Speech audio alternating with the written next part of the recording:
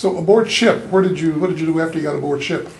Did you come back to the States from that after you got aboard ship? No, they pushed it right back, so we had to push back up. Oh, okay, okay. Yeah, they pushed it back up, you know, up to we had pushed back up to what, the 38 parallel again. What that Punjab and all like that, you know. We had to push back, but they were shooting mortars and everything out there, you know. So we had to regroup. We call it what a strategic withdrawal. We went through strategic withdrawal. Did you get? Were you injured during that battle or any of the battles? No, I just you got shot or? That's why I told you when I pushed up there, I hit that mine. Lord have mercy. You know what? I remember one time we pushing up, and it was hot, about 100 and some degrees, and it told me to go up on the outpost, you know, and you could see monkeys, you know, the heat was so hot, you understand? I didn't want to go up there, you know, up that hill. I went up that hill, and there was 6 Chinese, huh? Hey, I'm struggling here to get my 4-5. I couldn't get my 4-5. I was startled, but they were surrendering to me. Huh? They surrendered to me.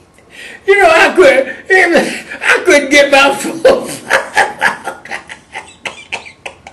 I was just struggling.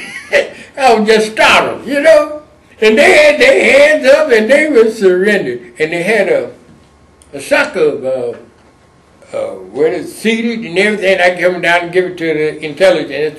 I said, what is that? He stored it all on the ground with some opium.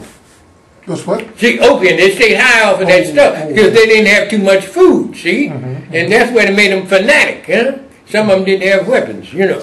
So those people that surrendered to you just you finally got your weapon out and you... I couldn't get it out. Back? Oh yeah, I finally got it out after they surrendered to me. How far did you have to go I back? brought them on down, you know. Okay. I'm proud then I captured somebody. Did you get a medal for that or something? No, yeah, congratulations. Congratulations. You're done good. But he took that, there was some green seeded, I said, what is that now? I didn't know it was opium. That's what they used. A handful of rice and some opium, and that would make them fanatic, you know? And they tried to overrun you, you know. Did you ever find out why those guys surrendered? Did you ever find out why they surrendered to you? Well, back there, they were hungry, I guess. Oh. But you know what, back there in Busan, you know what? You could leave the gate open. They wouldn't. They said, "Give me tombe, give me some tobacco." That's all they want. They leave the gate open. They wouldn't come out. They were happy when they wouldn't come out. Yeah, you could leave the gate open. They were getting 3 squares a day, huh? I guess so. I see. They wouldn't come out. Okay. They come to the gate. Hey, you got any tobacco? Tobacco. Tombe. That's all they want. They won't give them a cigarette. What month? We're not supposed to give them nothing.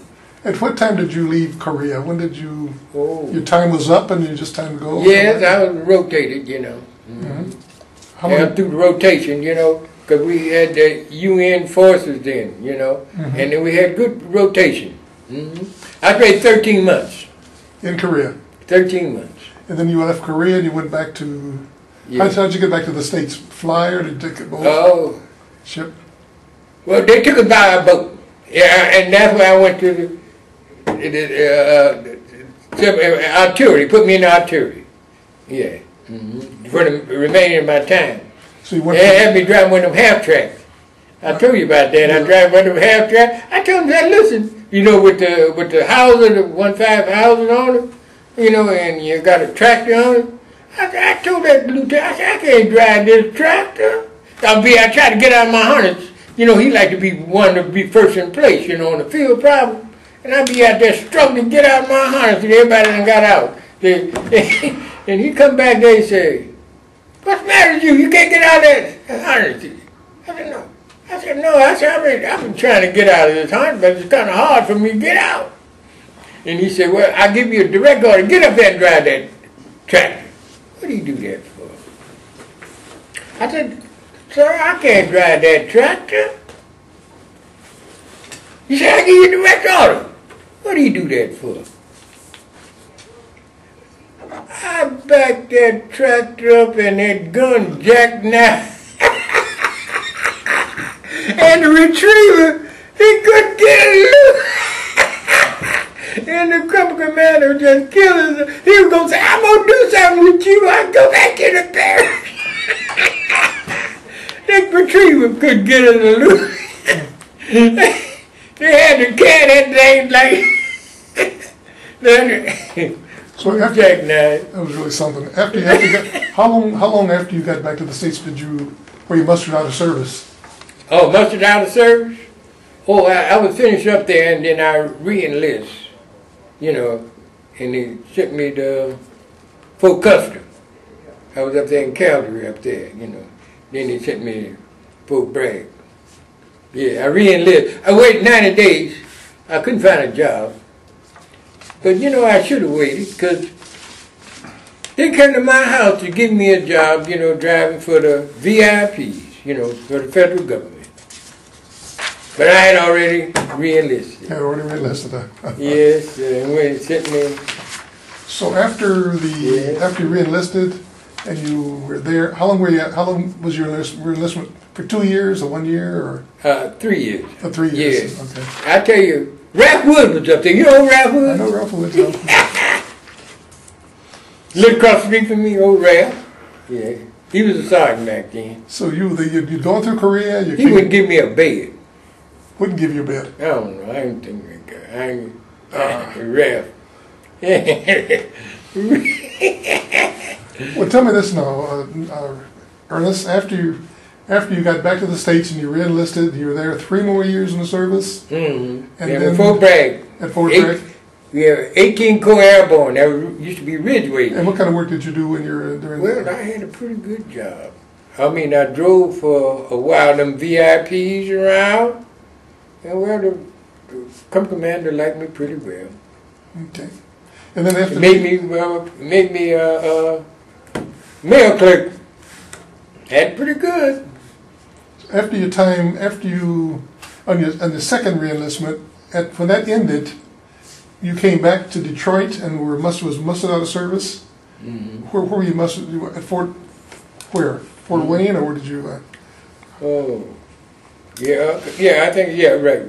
At Fort Wayne, okay. Mm-hmm. How did you correspond with your family while you were in service? By telephone or by letter or? Yeah, telephone. I called my mama all the time. Yeah. And wrote letters, Mm-hmm. And okay, did you feel like the service was rewarding for you? Did you? Yes, yeah. But I said I made a few mistakes there. You know, I was the top of my game, and yeah.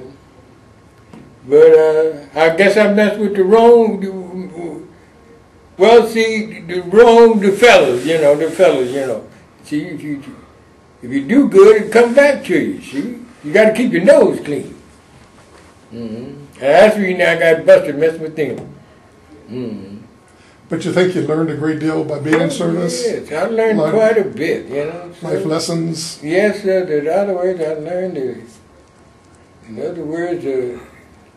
if you do right, it'll come back to you. And that's when it pays for people to be spiritual, huh? Be governed by their own mind, not by others. See, when you're governed by your own mind, you're turning all of your access to the Lord. So you trust in Him, you acknowledge Him, and He'll direct your path. So you served a total of 8 years in service. 8 years and a little more. 8 years in service. And then when you came back to the civilian life, what did you do after? I worked with the Postal Transportation. Okay. Down there on 12th and Howard. I was lucky to get that, you know. But I was just see, them guys wouldn't give up those jobs. I was seasonal assistant. But it so happened that, you know, you had to do, you know, all the jobs and everything, you know, when somebody was absent. But see,